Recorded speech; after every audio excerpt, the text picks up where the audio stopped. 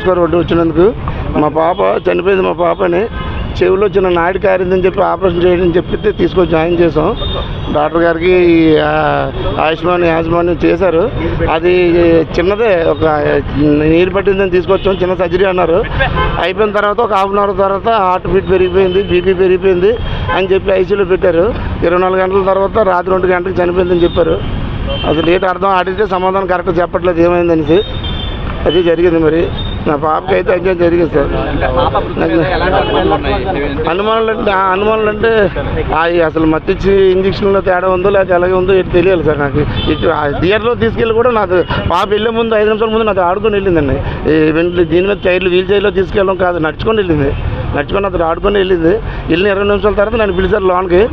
ఇలాగ అయింది, చిన్నదని చెప్పారు. హార్ట్ బీట్ పెరుగుతుంది, ఆపరేషన్ ఆఫీసం, సర్జరీ ఆఫీసం.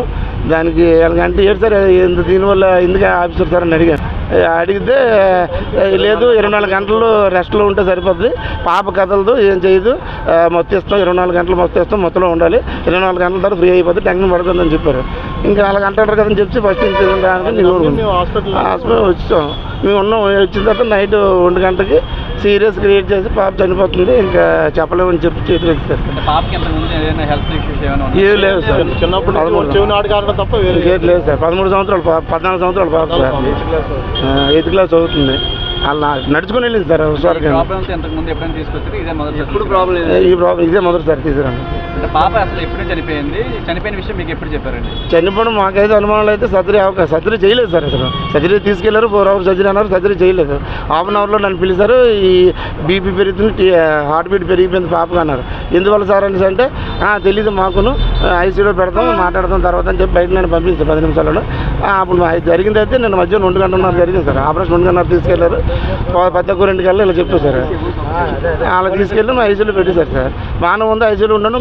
గ్లాస్లో నుంచి లోనికి వెళ్ళలేదు. గ్లాస్లో చూసాం, మా మిస్సెస్ నేను ఇద్దరు ఉన్నాం.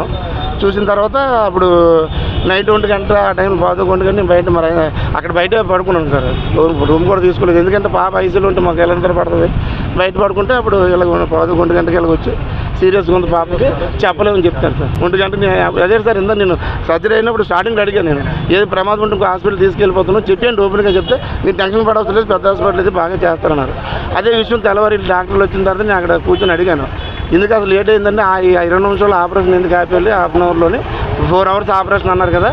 కింద నాకు అక్కడ టెస్టులు వేరే దగ్గర రాస్తే చేయించాను, మళ్ళీ ఇక్కడ కూడా టెస్టులు చేయించాను, అన్నీ ఉన్నాయి బిల్లులు అన్నీ. మీరు ఓకే అని చెప్పిన తర్వాత కదా ఆపరేషన్ ముందుకు వెళ్తారు సర్జరీకి.